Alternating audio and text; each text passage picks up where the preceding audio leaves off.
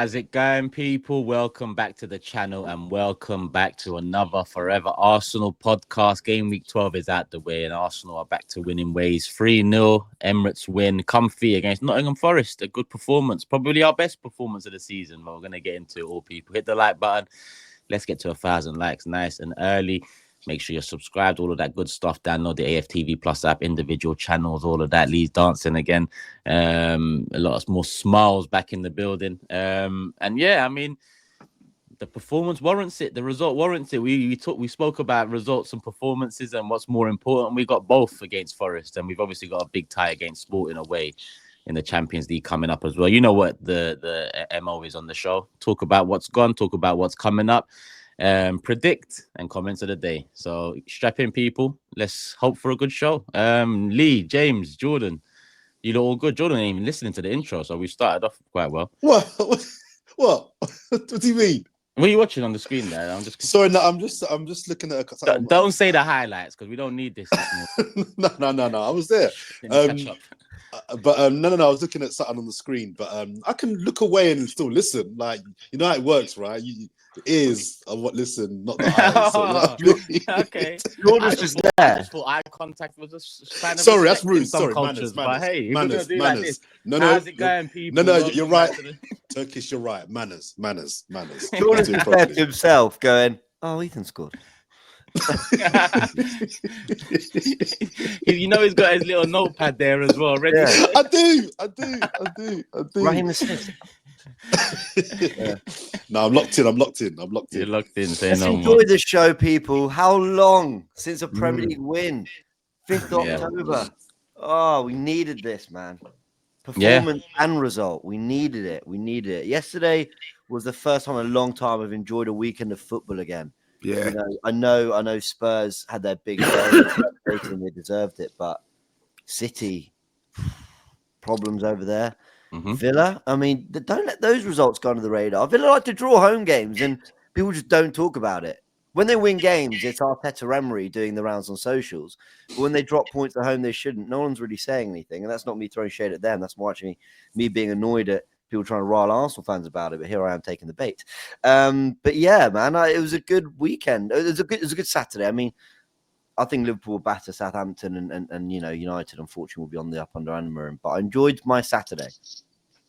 Yeah. I was thinking, guys, but sorry, just while we're on the City Spurs thing, I mean, that's a phenomenal result. Yeah. I thought two things. The first thing I thought to myself was, I don't know if I tweeted it or not, I might have forgotten, but is that Spurs' best ever Premier League victory?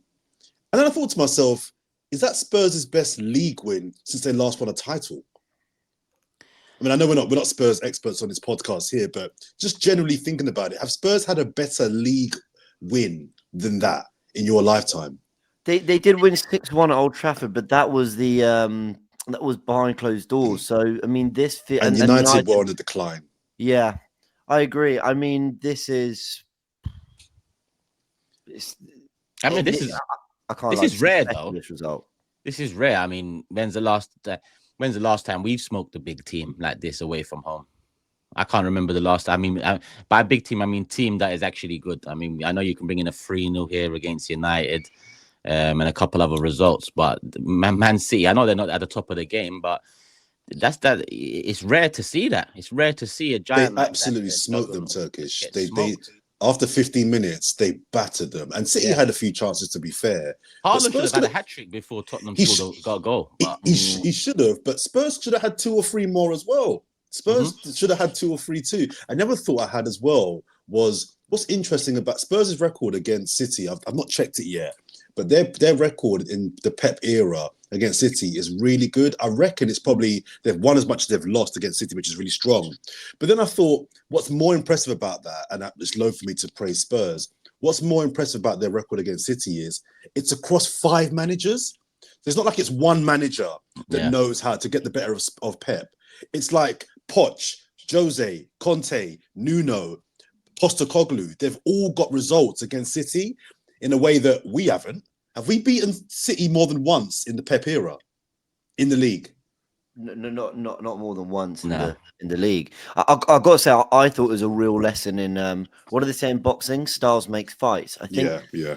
I really think people really undervalue that in football. I think there are teams that are so well suited and matched up against others. Now, for any Spurs fans, that is not me for 1 second diminishing the performance, but Spurs under Ange will play. Whoever they're up against, 10 men, 11, whatever, they'll have a go. And that leaves you susceptible to a defeat at home to Ipswich, where it hasn't clicked. And so you're picked off and you're 2-0 down and the game's gone against you. It also can mean you're 2-0 up against Brighton and cruising. It also means you might lose that game. It also means you're 3-0 up twice in Manchester in one season at Old Trafford and the Etihad. They are just a side that on their day, Villa, look what they did to Villa at home the other day, having, I think, gone 1-0 down. Spurs are a side that because they will play and have a go and be full throttle and stick to their principles, no matter who they play, they will get big results. But they will also be susceptible to some form. They've lost 5 games this season. That performance It doesn't win titles, does it? Well, that performance in so many ways should almost be a statement. It should be, hold on, it's early. Why can't we win this league? But then you see they've lost 5 games already this season. And so that's the toss-up with Spurs. I don't think Arsenal under Arteta will actually ever get that result. We might be a better team than them. We might also, on our day, play as good, if not better football than them. But our approach, whether it be to one game or a season, whatever, is not what Tottenham's is. So you have your pros and your cons. I don't think we'll have an away day like that, but we hope for a better overall outcome. But I think that's interesting. In football, Styles makes fights sometimes. You can be better suited, I think. What's the general consensus of like feeling about it all? Because I'm not gonna lie, I'm more frustrated than anything to see City losing their 3rd game in a row, and we're still behind. And that we've talked about the circumstances before, but is there an exciting element to it? Does it feel like the league is opening up a bit more? I kind of can't. I do see that. But without us being in the position to take advantage of it, the initial feeling, even seeing them get smoked at home and lose 5 in a row for the first time, 3 in the league, is, if only we did what we should be doing for the first 10, 11 games. But Lee, let me ask you, is it excitement or is it frustration that you're feeling with City's form and us not yet capitalising, let me say? Yeah. Listen, I'm enjoying it. I'm enjoying him losing and being like they are. But I didn't enjoy yesterday. Like, I didn't watch the game while I was out, but like I see it was on the phone. They were 2-0 up. When they went 3-0 up, I weren't happy. I'd have settled for a 2-1, 2-0, even a 2-2. I would have settled for it. But for them to go and win 4-0, a little bit of envy, because I think that City have been there for the taking. I did say, tongue in cheek, that we could go up there and win 4-0. I did say that, they're vulnerable, and I totally agree with what James is saying there. That Tottenham are the team that does it. They do it to them all the time, bar one time. And in that game, by the way, they did have chances to get something from that game. It weren't like they didn't try. They had good chances against City, didn't take them. But which I think the thing that is getting overlooked on all this is that they should have been 3-0 up. If that was Arsenal missing those chances, we would have been pillared for it. You know what I mean? Like, Haaland should have been at that trick. 3-0 up, they should have been. Like the first one he had the whole of the box to himself. His first touch was so poor that it allowed them all to get back into him. So since he had to go at Arteta, by the way, his form's dropped dramatically. And the thing is, I think with City, they're still a good side, but he's been like this unbelievable player for them. But he's letting them down at this moment in time. He's not quite at the standard that he is. And they've sort of come back into the pack. Can we take advantage? We haven't at the moment. But I still say we've had some tough games. We've got to beat West Ham now. If we beat West Ham, we can have another enjoyable Saturday, James. We can sit there and watch that game the following day, knowing that one or either of them got drop points. And you know what? I don't care who it is that drop points.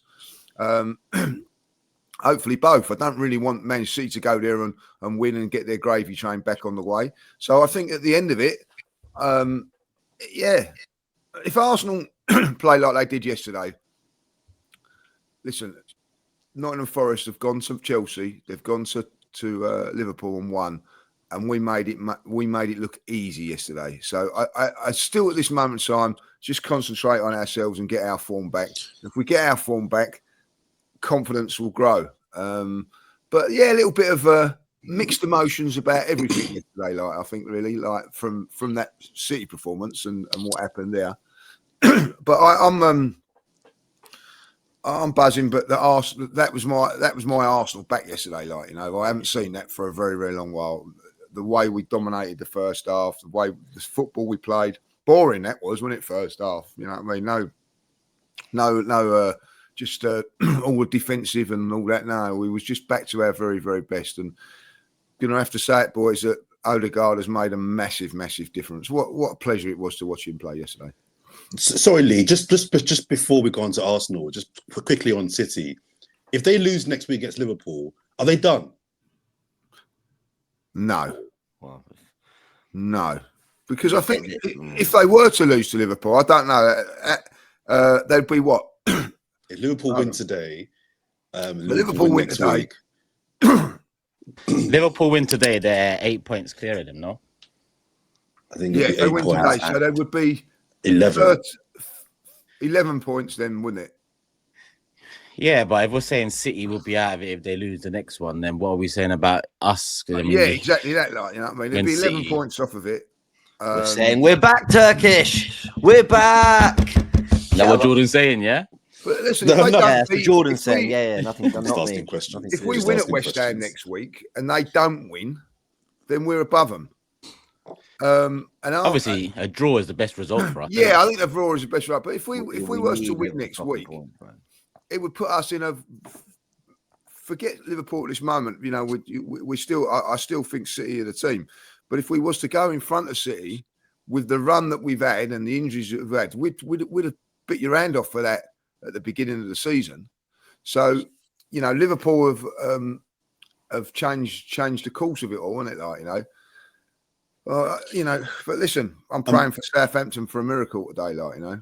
I'm kind of going back on what I said a few weeks ago, which was I don't think we should be focusing on City, focus on ourselves. So I'm contradicting myself slightly here, but I wonder if a defeat City aren't right.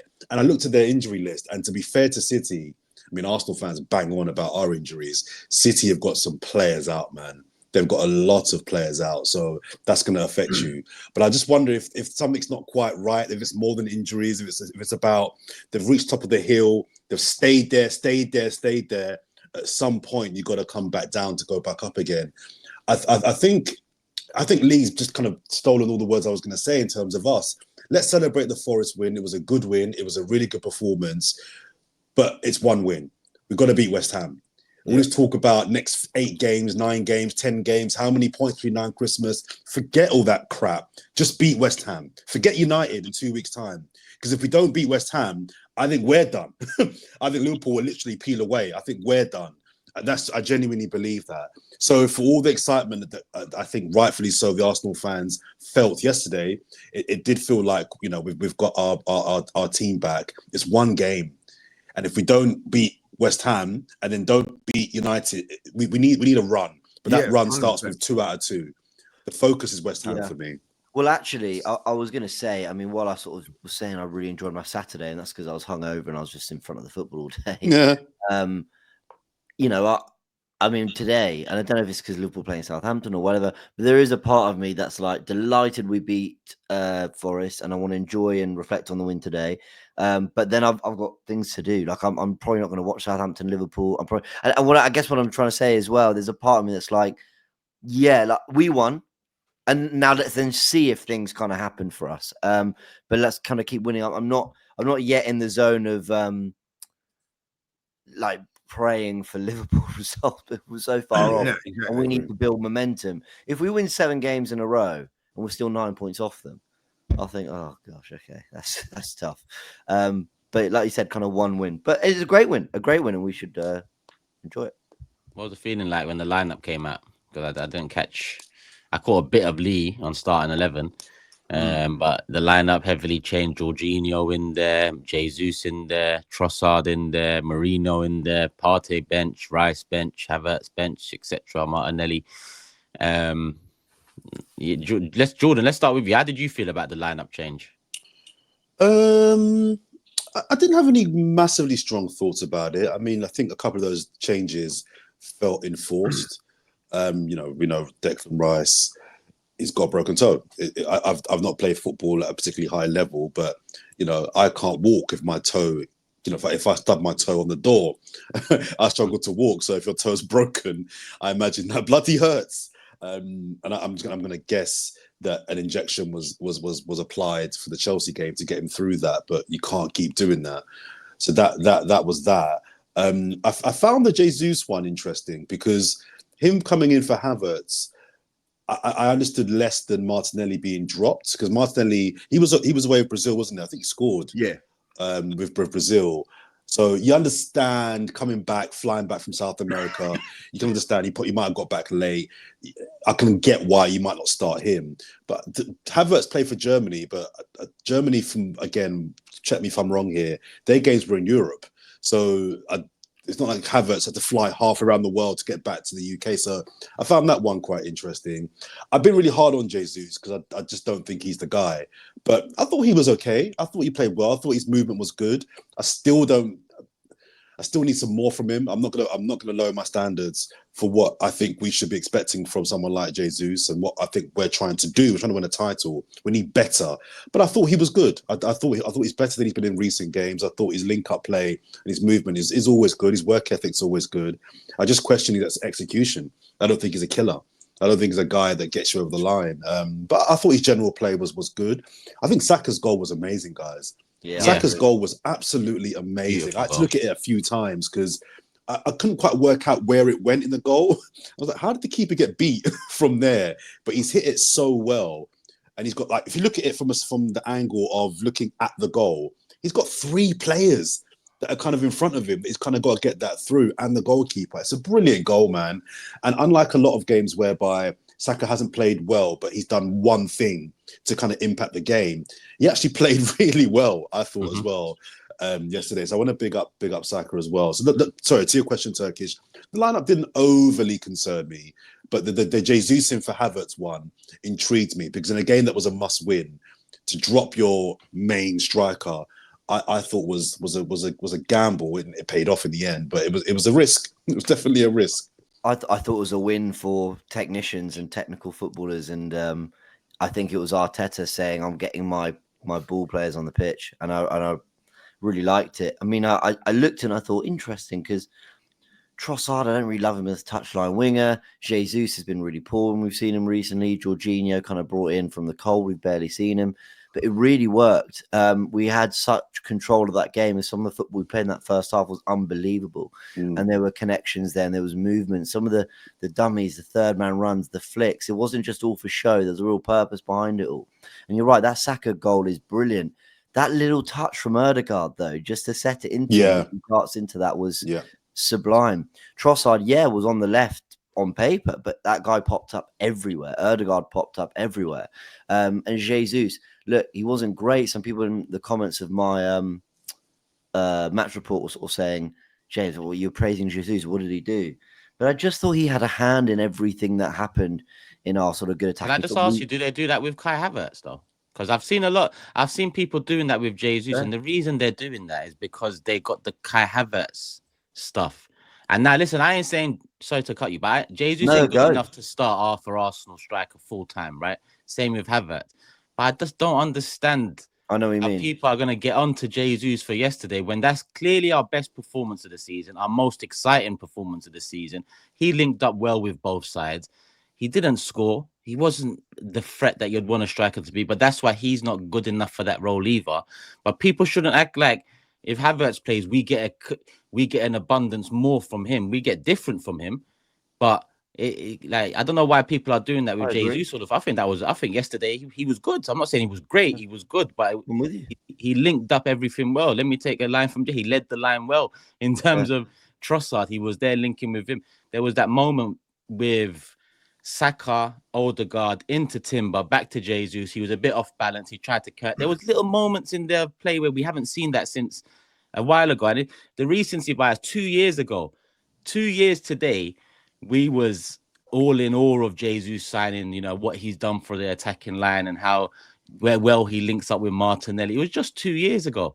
But like I said, I'm not saying he is better or should be our starting striker. What I'm saying is people shouldn't run that silly agenda when, like you said, I agree with you. Get the ball players on the pitch, and guess what? We balled out. It was our best performance. So Jesus was a part of that. I totally agree with you. I thought Marino looked good. I thought he kept everything. And actually, he was quite combative in midfield because it was quite a lightweight midfield without him. And everyone just showed a really high technical quality. I need to look into the numbers, but I wouldn't be surprised if a lot of key data on that front was probably some of our best of the season. And finally, I wanted to say was that, you know, Turkish, like we had a really good debate on the live on AFTV the other day about the kind of squad. And my line to you wasn't, or to anyone, wasn't, this squad is great, should win the league. It was, but they're so bad that Arteta can't get anything out of them. And not that he wasn't, but my point was, I wouldn't accept it if he didn't get more out of this squad. And I thought in this, what you saw was Trossard, Jesus, Sterling from the bench. I mean, one bad touch when he came on, I thought, oh no. But after that, that's a lovely little assist for Waneri. Waneri looked top. Kivior came on, Zinchenko came on, and I was just like, thank you. This is using the squad.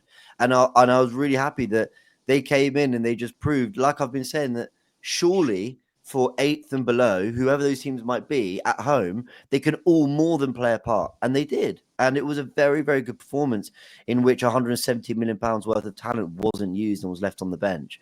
So I'm really happy that they played their part in some way. Do you know what it was? Sorry, just before Lee comes back in. What for me, it was a very mature performance in a game that was a must win. I was really pleased with how we started the game. We needed a fast, energetic start, and that's what we got. This was a game where the boys had to start well. Forest are a good team. They did nothing.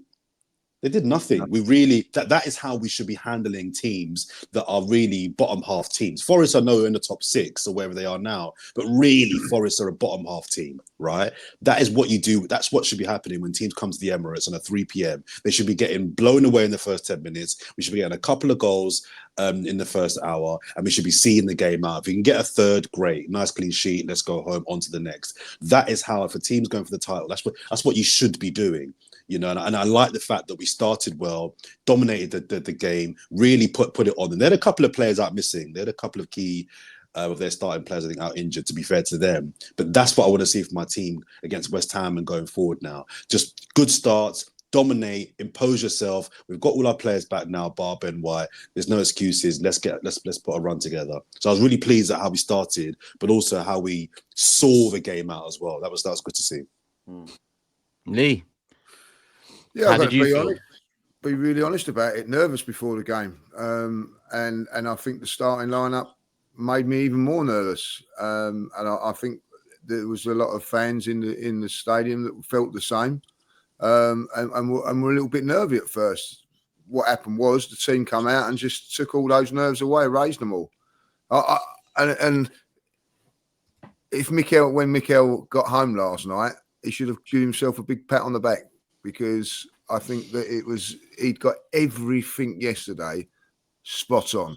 And I've been criticising him over the last few weeks, and I do still think that some of his decisions have cost us. But he got it all right yesterday. Everything from the team selection to the substitutions. I thought the substitutions were fantastic yesterday, as we just alluded to. I thought that Zinchenko come on and done really, really well in that. Took us up another level going forward. We was just dropping off a little bit. So that was at the timing of that was fantastic. To take Jorginho off at half time was the right thing to do, because the other two guys that got booked, Saka and Jesus, they haven't got a tackle. He has. Could have got easy a red card in a position where we was dominant. So I thought that was a good decision, the right decision. Proved even better when Partey gets the goal. But all of a sudden, contributions from players that haven't been contributing, or squad, you know, even when we was 2-0 up, that game still was nervy for me. I don't know how you feeling. I wanted the third goal for obvious reasons, but there was other, but he brings on Waneri.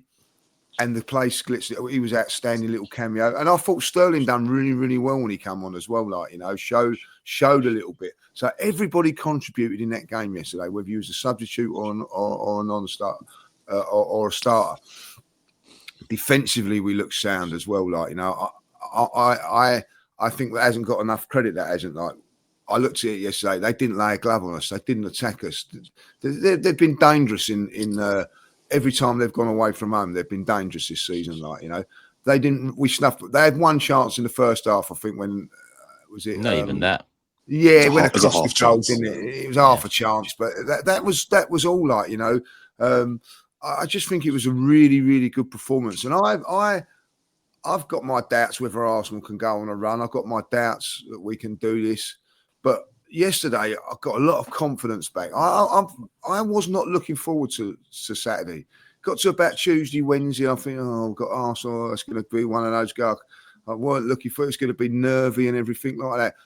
Really, really enjoyed the game yesterday. Relaxed, wasn't nervous about it, wasn't worried about it. Really, for the first time in a long while, I enjoyed watching Arsenal.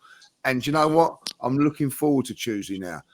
All of a sudden, I'm looking forward to going to not Upton Park, but the London Stadium now. Like, I'm looking forward to going and playing West Ham, where I've been dreading it for this week. Like, we were talking the other week. I mean, we was all saying it. Like, the international break was what we really wanted. We was looking forward to it. Like, you know, I've never been like that before, and that's because we haven't been playing really, really well. But I think we played well yesterday. I know people will say it's Nottingham Forest, but we could have gone there and played yesterday and scraped a 1-0 or a 2-1 or whatever, but we didn't. We showed a professionalism and we showed yesterday that we was a good team on a one game. That's what we got. We've now got to, as you said, Jordan. Now it's all about West Ham. Now go and do the same. Can we do that sort of performance away from home? Give us our confidence back on away performances as well, because our own form's not been great, but nor has our away performances. So I think at the end of the day, that was a perfect result and performance yesterday. We needed that. Us as fans, we needed it. I think the players probably needed it as well. And, you know, Mikel proved yesterday that he knows what he's doing. There were a lot of people turning around and going, oh, what is he doing this and doing that? And I'm in the Jesus camp as well. I thought he done well yesterday, you know, and I tell you what people don't see, and I know it's a given, but there was 3 times in the first half they broke on us, and Jesus was sprinting back, getting back into right back positions, covering, and people don't see that on the TV or whatever, like, you know, but he chased back, got back, kept the shape, and then he was working up front.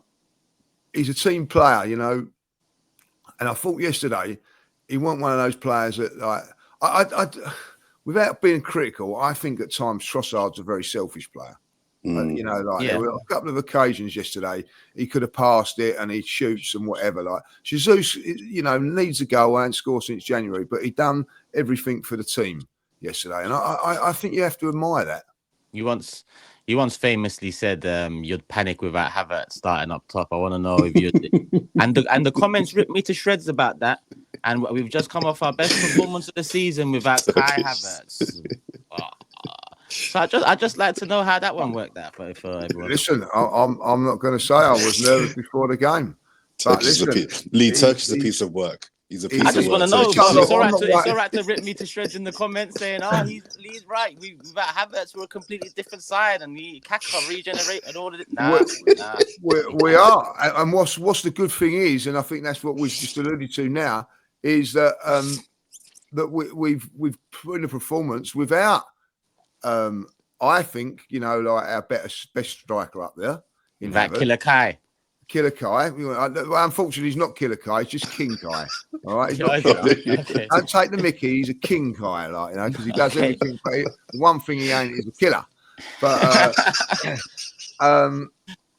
but also without Declan Rice yesterday, you know, we was able to go into that game without playing probably the two of our more influential players to our success at the back end of last season.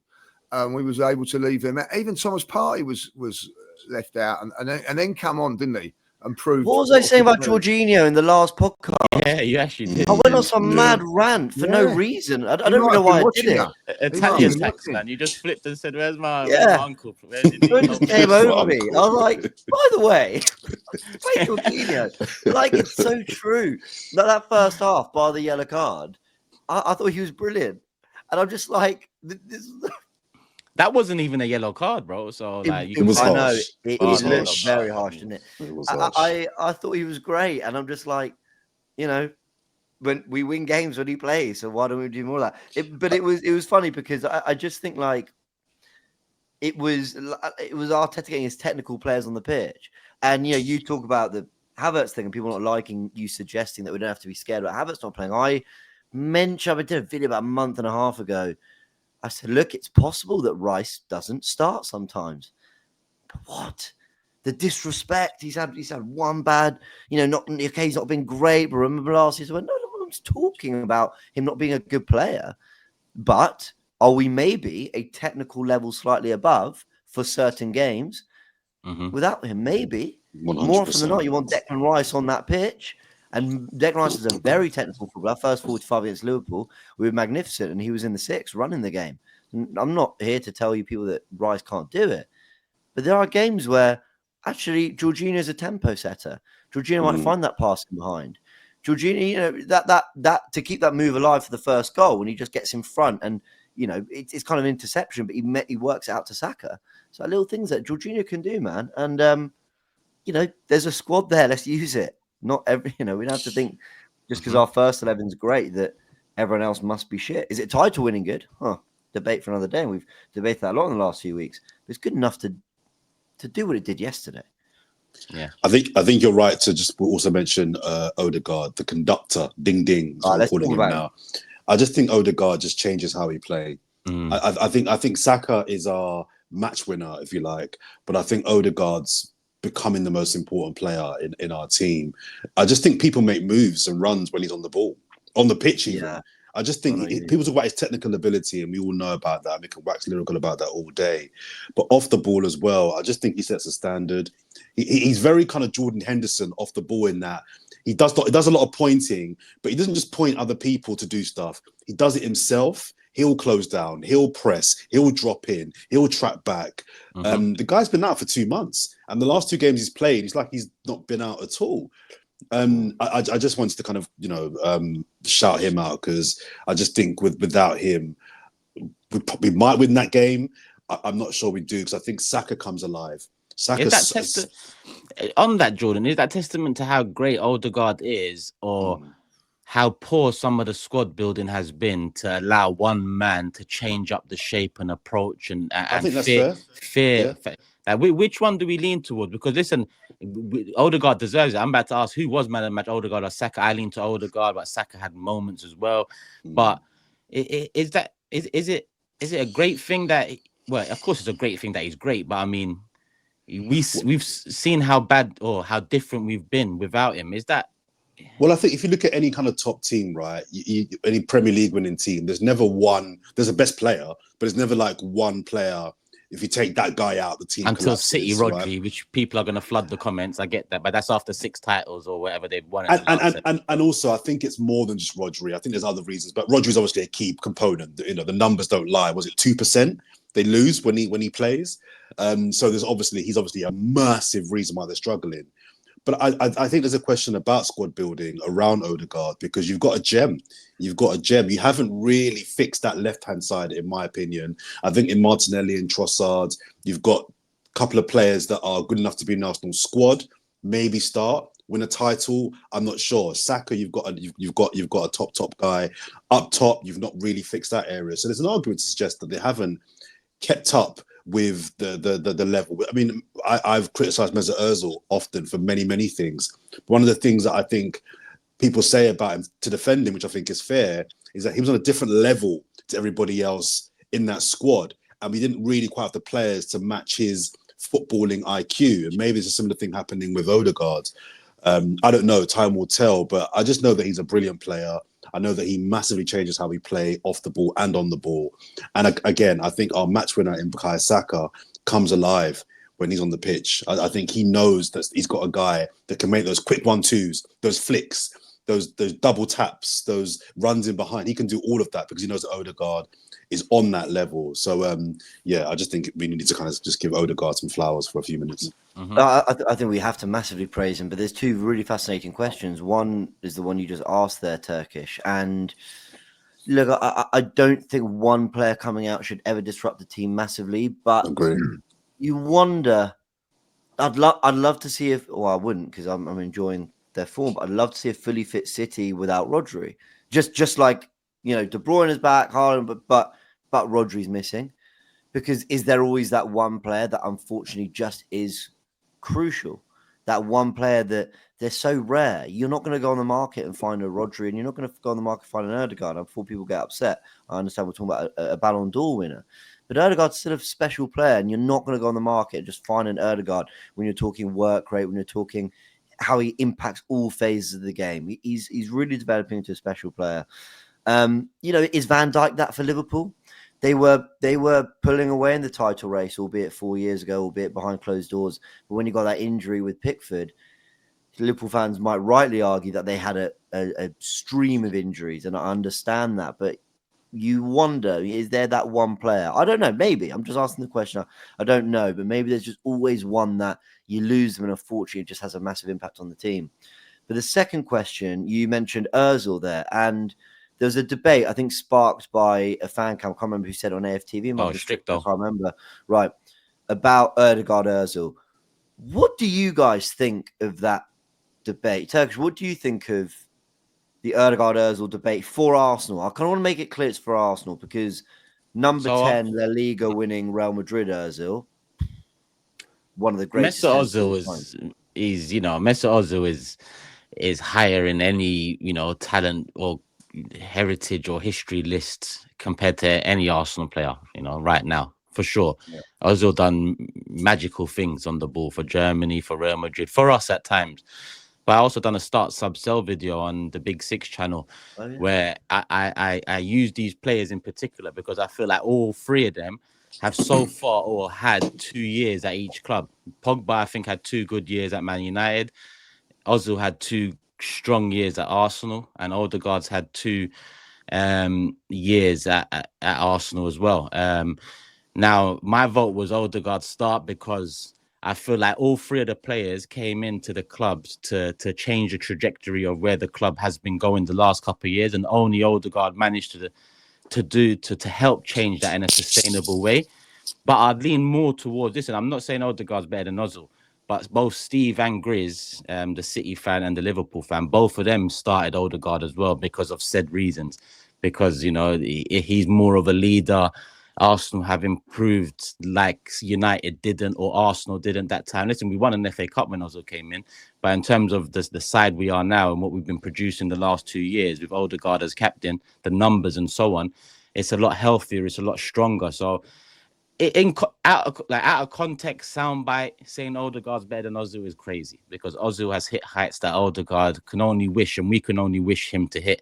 And if he does hit it, then I'm sure we do win stuff, and we look back and he's a legend, he's a great, because that's how good Ozil was. But there's context to everything. It's a different generation of football, and what let Ozil down in comparison to David Silva, because I think at one point Ozil was clear of David Silva, but David Silva managed to change his game, get a bit more robust, to get a bit more hands-on in the Premier League. And that's why his career continued longer in the Premier League at a higher level, whereas Ozil kind of hid behind the protect us more. He's a bit soft. You can bully him. And I think that was a key difference, whereas Odegaard doesn't have that. You can't bully Odegaard. But technically, he's nowhere near an Ozil in his prime. So it's Stricto got done, when you take it out. Obviously, it's Odegaard, Ozil, but that's the game we're in. We've all been done in that way before. Yeah. Talent-wise, Ozil wins it all day long with natural ability. But it ain't all about natural ability as a footballer. It's all different ingredients. You got to have work rate, desire, put your body on the line. I don't mean say put your body on the line by diving into tackles and all that. There's other ways of putting your body on the line. Odegaard wins all of them hands down. Hands down. Who's the better team player? Odegaard. Do Who's you the better think? player for Arsenal? Odegaard. Do you think they could both play together, like Odegaard in the 8 and Ozil in the 10? You know that David Silva. Huh? Sorry, Say go that. on.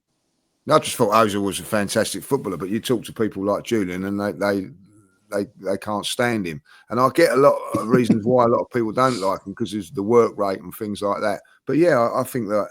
Listen, you know, he played in Real Madrid that had loads of superstars around him and still performed. I think that he could do. I think at the end of the day, probably the wrong fit. You know, we've had that a few times with Arsenal players over the years. The wrong fit at the wrong time.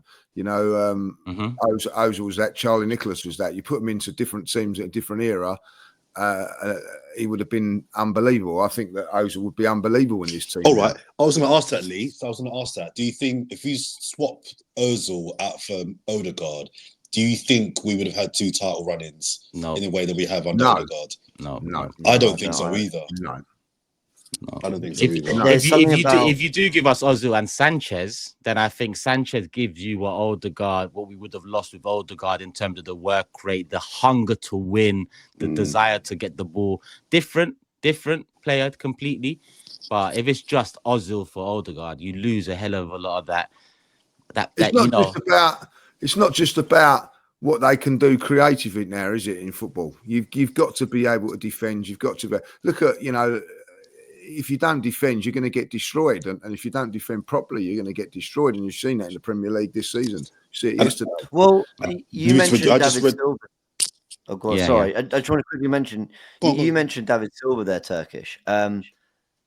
He reinvented himself as more of an 8, you know, and someone who could play in all phases. Whereas Ozil, listen, on a technical level, you could put him on any area of the pitch. You can invert him from left back; he'd look brilliant because his technical quality was fantastic. Arteta might have done that actually, but I joke. But he didn't. He was the 10. He had to be. It felt to me he had to be behind the striker. He had to have the protection behind him. He had to have the wingers to feed. They're at Arsenal, I mean. Now, what I don't want to be lost is that Jose Mourinho, who demands, you know, the most from his players, put him in the 10 and made him, you know, put him at the heart of this side that overcame what was, in my opinion, the greatest club side in history in Barcelona. And they lost out on the title when Jose Mourinho, with Mesut Ozil on the 10, did it. He's a World Cup winner too, and people forget that he played on the right for Germany in that World Cup run. Why? People see it as like but he was moved out of midfield. But he was so good that they had to get him in the team somewhere. Yes, we need a particular midfield, but Ozil will be playing for us. We have to get him in that team. So Ozil was special, and he won 3 FA Cups with Arsenal. And I think the work rate questions were fair to a point, but also I think he worked harder than some people say. But in terms of what they've done for Arsenal, listen, he's got the trophies, Ozil, so Odegaard still needs to deliver those. Yeah, 100%. There's something about the work rate, the leadership, the importance, and quite frankly, the points tallies that Arsenal have hit. Odegaard didn't come into this team challenging titles. He came in in our Mare season, in our he's grown eighth. We scraped 8th. He's grown with the club, and okay, maybe lucky with the manager and the signings, and that maybe Arsenal showed more ambition than in the last few years than they did. When you look at the money spent, and people will argue that for Wenger, and I hear all that. But I think while what Ozil's done in football and for Arsenal shouldn't be underestimated, I do think Odegaard has the potential to for Arsenal move clear of him. But it's potential, and he's not done it. Not till he lifts trophies and whatever. And I'm not talking about even a technical performance level. I'm talking like where this club could go and the direction that we've been on under, you know, with Odegaard as our captain. And let's see. But it's a sticky debate. You upset people either way. Just to kind of quickies. I know we've got to move, but I think the best example of the modern day 10, if you like, is what we saw yesterday in the Man City Spurs game with Maddison. And it was Neville and commentary was waxing lyrical about Maddison. We know technically on the ball how good Maddison is. The doubt is, and the reason why I don't think England pick him, is because off the ball, he does nothing. And it's the reason why Postecoglou's been not only subbing him in every single game, recently he's not even been starting him. So he's obviously got into his ear and said, "Look, I need more from you." And I think that's the difference between Odegaard and Özil. Özil, I think I agree with you guys, is the bigger talent. But I'm sorry, those days where you can be talented and just sit in the hole and wait for the ball to come to me and I'll make magic, them one matter days of 10, 15 years ago, they're 10, 15 years ago. They're a long time ago now. You've got to work. So I think that's kind of my kind of perspective on the Özil Odegaard debate. And just final thing, going back to our game yesterday as well, the clean sheet was important. We've not kept a lot of clean sheets at home. It was really important for me that we kept a clean sheet at home. So I just thought it was important to mention. I will add that I prefer when 10s were given freedom and football. In that era. Of course you I did. will add Yeah, that. it's better football. Like. I know. I will exactly what you mean. Ozil. I'm with you, Turkish. I'm with you on that. Özil on his day was when Özil played and Cazorla was behind him, and that link up and the midfield fluidity. I mean, that's some of the best football I've ever seen at Arsenal. And actually, I do also just want to say really quickly, like yes, the title races and the trajectory and all that, but people will argue, and they've got a point. So both in the league got top 4 and won 3 FA Cups. Like, we need the trophies, people. Yeah. We really need the trophies for these players to get recognised for the efforts and the talents and all that. And we've said all this that I mentioned Bukayo Saka as well. He's been phenomenal. But this is why, like, I really want trophies this season. It's for us to enjoy because that's what it's all about. But it's also because... Sorry. Flat his chair. Sorry. Yeah, this group deserve it. I mean, what a goal from Saka, man! Ruthless. It's like these beautiful. guys, Gabriel Saliba, are they? A potentially great partnership. Trophies. It's what will get these guys remembered. They was good yesterday, by the way. Fantastic. Gabriel Timber, Calafiori. Timber, Everyone pulled especially, out yesterday. Yeah. The bench was good yesterday. Never give them I don't think everybody's sort of saying, "Oh, Forest with this and Forest with that." That number 9 has caused us problems in the last few seasons. Didn't get a kick. Would come on, didn't get a kick. They're 2 white wingers. They swapped them over and then didn't get anything. I thought defensively we was really, really good yesterday, and I think that I'll give a little bit of credit to the players in front of them as well. I thought like we were snapping away at tackles. Marino, I'm not convinced on him yet, but I felt yesterday he put his body on the line, made a load of good, done all the dirty work yesterday, which sometimes doesn't get noticed. But he done all the dirty work and done it well yesterday. So I think defensively yesterday we was very, very good. That was very pleasing for me, Jordan, that we kept the clean sheet. Because I think a lot of people were saying, "Oh, we're going to win it 2-1, 3-2," or you know what I mean. All thought we was going to concede yesterday. So I do think clean sheets is a statement for top teams. I do. That's what makes that Spurs win so much better yesterday. 4-0. Yeah, you're right. You're right. Do you know what I mean? Like 3-0. 4-1 looks different. You're right. It's just got that little bit more oomph about it, innit? Like and I thought defensively we was really good yesterday, and but I'm enjoying. I'm enjoying. Like I don't know what it is. I walked off yesterday wishing that I could play like Odegaard. Do you know what I'm saying? I never did that with Ozil. You know what I mean? Like. And I think that he was. Everything about you is very Martin Odegaard. It's just you know what I mean. Like, not Mike Keown. It's got lovely left foot. The way he manipulates the ball. I don't think people realise how good that is to do. But he makes it look so easy. But it's so hard to just manipulate the ball around players and things like that. I thought he was fantastic yesterday.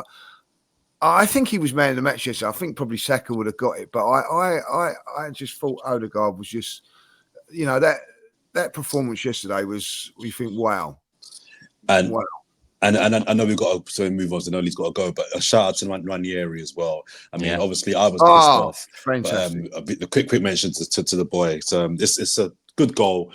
But yeah, he was pissed off. Well, yeah, man. I'm thinking I've got some points coming my way. I wonder what you was going on about with that. Like, mate, fuming. And now we're on the subject. I thought their goal was onside at the end. I thought 3-1 was the right result, but hey. Yeah, of course you did. Did you go 2-1 though, or 3-1? I don't know what I went, but I know I went 1 for them. So yeah, I didn't get it. No, but Nwaneri, I mean, was yeah. no safe. I said 3-1. I've said 2-1, 3-1. What do you lot want? I went. Partey's goal was very nice as well. Very nice. Yeah. Well orchestrated that, by the way. Well orchestrated Mm-hmm. like that. There was some Good movement goal, off the ball, which was fantastic. Saka, Odegaard made the Great space. Partey 1 touch out, curling out, Sells no chance. It was a great goal. He made a couple of good saves there, goalkeeper, as well. Really, 2 very, very good saves. One from Saka and one from Trossard. We could have been 3 or 4-0 up at half time. Yeah, good day all round. Anytime, like when I reviewed the game yesterday, I just thought, like, you know that saying, the best defense is a good offense. Like, it just felt like now we've got the attack back and we put it on Forest that first 10, 15, 20 minutes. Our football was tantalizing, and I think they just went into their shell a bit, and that was it for the rest of the game. And we just carried on at them. But we got Sporting next. We made a hell of a lot of changes for Nottingham Forest. Do we make changes back? Do we go with consistency? I mean, how do we look at it? What's the key decisions to make? I'd keep the same team. I'd be tempted to start the same 11 again. Why? Because of the performance and result? Yeah, I don't think Rice will be fit enough anyway. So I think that one kind of answers a question for Mikel Arteta. Jesus, let's see if he can get a goal. We're going to need Jesus after Christmas. We're going to need him. So let's kind of get him games now, when he can kind of warm in, get a little bit of confidence, get a bit of form. And there's not much difference between Havertz is the better forward of the two, clearly, but not by a mile. Do you know what I mean? Is it clearly, or is it by a mile? You can't say I don't think there's a massive gap between the two. So exactly? So who you start isn't as much of a muchness. I wouldn't be too annoyed if they started the same 11, get a bit of rhythm. I wouldn't be, but I don't think he will. I think he'll make changes. I think there was a few of those changes because it's Saturday, Tuesday. I think there's more to it than that. The way the changes came in, I think that it was a case of, like James said, technical ballers on the pitch, keep the ball on the floor. Because, I mean, I wouldn't be upset if he played the same team. I think Havertz comes in for sure. I'd say Havertz comes in.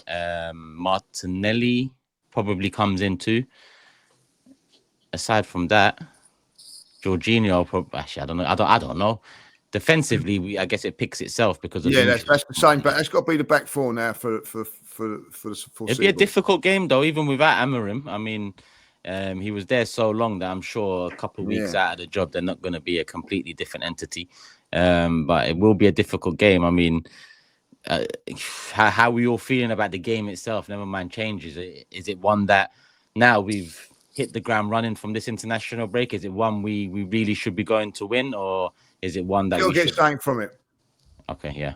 I think you want to wrap it up as soon as possible, don't you? Really, a couple wins, and I think we're done. I think you want to try and wrap this up. If we used to win this one, next guys, what is this? I've just googled Champions League table. I mean, what are we doing here? You can't follow it.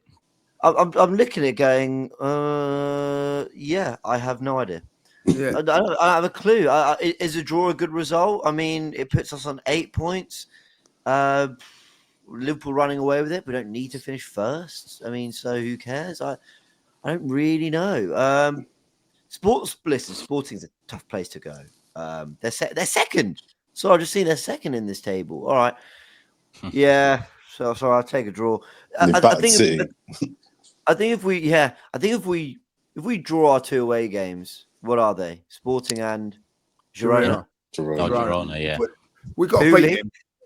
We got to beat him, Jerome. I've got to beat him. I don't know what he said. Fair enough. Whatever. We draw our away games and win our home games. That's 8 points. That puts us on 15. Does 15 points get us in the top 8? That's 6 more. Nobody knows really. So no one knows. I don't have a clue. I've no idea. I mean, how many home games we got left? We've got Monaco, haven't we? Yeah. I've got to say 4. So 4 wins, 3 draws, and a defeat. Is that enough in 8 games? I don't know. I have no idea. I need to simulate this on Football Manager. Yeah, We ain't got one. How many games we played? 4. So we've got 4 to go. 2 home. Who else we got home then? We've got Monaco. Who else we got Dynamo home? Zagreb. Yeah. Zagreb Right, was yeah. one. Well, I think we have, yeah. So if we pick up 9 points, that should be enough, shouldn't it? 10 Yeah. points? Well, do we have the home games? I think you need more than 10. I think 12 is what you're looking for, really. Well, that's 4 out of 4 then, Yeah. Guys, good news. Girona away on the 29th of Jan is our last one. So actually, I think you can draw this one. Obviously, you want to win your home games. Yeah. And then going to Girona what you need. I think that's probably quite a good position. You can... Yeah. Look, Arsenal will play to win. I despite what people say about our style, I do think Arteta genuinely goes out to try win every game. So we'll play to win. I just think if we don't, because they're a good side, that's probably palatable. But West Ham, then the West Ham either way, the pressure's on, obviously. Yeah. Yeah. I think the pressure's a little bit off in these games. Yeah, it's not being in all this game, is it? You know, I don't think it is Ramos off, Lee, though. Because I think it's on because I think we need to see some individual players pick up some form. Yeah, these are the games where players can pick up some form. So although a draw is not terminal for the Champions League, my focus is the Premier League, and I need to see there's 3 or 4 players I need to see. Do you know what I mean? Just kind of like slightly getting better and better in terms of a run of games. So, and these are the games where I want to see someone like Jesus getting a couple of goals. These are the games where I need to see Trossard having an impact. So even Sterling. I need to see some of these players really turning. There's no excuses now. So I need to. These are the games I want to see some of these players really showing that they can put a run together. Yeah, and I think, to be honest, on the sporting stuff, we will see what the lineup produces. Champions League returns, and I'm with you guys. The next 3 games, you get 7 points. You're finishing top 8. That's the expectation. But here's another table, the Fourever Arsenal prediction table, and a little bit of change because Leeds big change. The 3 points. So he's moved up to 3rd. Still 3 points behind Jordan. Jordan. Title race, all 4. Is it all 4? Yeah, it is. Yeah, man, you don't. You see them 2 stars there? That's you don't blow your load early to get 2 stars. Like Turkish is doing a Man City. Turkish is doing a Man City. It's the long game, man. Yeah, it's the long game. You don't dance and jiggle away. Lee, you wanna smile? You're off the bottom of the table. I was delighted when Yeri scored. I was going mad when he scored. Like, you know what I mean? So, I bet you was. Yeah. Absolutely delighted. Do you know what I love? 5 points off in the prediction league. Turkish is like all to play for. 5 points off in the Premier League. Proton VPN. Right?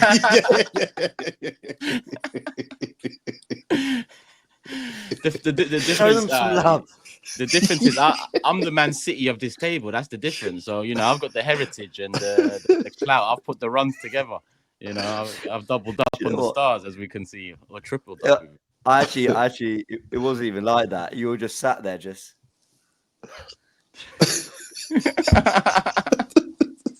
He's sponsored. That one was. I might go back and watch that one. I might go back and watch that one later. They sponsored my match reaction yesterday. They sponsored it yesterday. So Proton VPN, thank you very much, people. And we moved. Ops, I know you're here. Make yourself useful. Show them some love. Show them some love. Come on, Lee's got to go. Generational. Yeah, sorry. Prediction sporting away, Jordan. Oh, you're still surprised you're first. 2-1. I know. Yeah. 1-0 Arsenal. 1-0. James. 2-2, like last time. Lee. 1-1. You disgrace. Back your team, disgrace. Eh? You sure you want to stick with 1-1? Yeah, that's what Turkish wanted. Yeah, but this guy always chats rubbish about everyone else. Pretty. All right, cool. We want to stick with 1-1. We win though, man. Momentum. I was gonna say 1-1, man. What's wrong with you, man? You're always predicting wins down there. Now you want to come with your 1-1 bollocks. I want to change mine. No changes. No changes. For what it's worth, I actually think we're going to win now. But anyway, carry on. I'll stick with the 2-2. I'm going to take James's energy and say 2-1 win. Wait, what did you say, Jordan? You said 1-0. I said 2-1, 2-2, and 1-1. All right, cool. We've got all the predictions in. Let us know yours. Comment section. Fourever predictor on the AFTV Plus app. Let's not forget about that. Go download the app. And let's move into comments of the day. Lee Judges has got football to go to, so let's not keep this one too long. Can I just rattle through a couple? I've got some people have some fun with my top. One, I don't rap, I don't act, I don't tell jokes, I just watch highlights. Another one, I don't rap, I don't act, I don't tell jokes, I don't talk much sense. Another one here, what's Lee modelling, gloves or balaclavas? Love I've the got podcast. that one. I just want to say, the cheeky bastard, like, you know, German chicken. You hate to ask, so if I ever for you, dirty bastard, you're getting it, like, you know what I mean? Like, balaclavas. I think it's very funny, though, like, you know what I mean? So, I got one more. I met Turkish at Rivals Tears in Milton Keynes. Spoke about the Arsenal Big Six. On the way home, I was gutted. I didn't mention the Forever Arsenal. Asked the wife to turn the car around, but she refused. Love for the love. All right, John, love for the love, man. Pleasure meeting you and the missus, and the support, all of that, man. It's always, to be honest, mine's along the same lines as yours, Jordan. Mine was from C Red, says every stream there's something with Jordan, laying in bed, bad mic, or just the highlights. So I like that one. It rounds you up quite nicely. It's a fair point. Who's that? Is it me? Go for it, sir.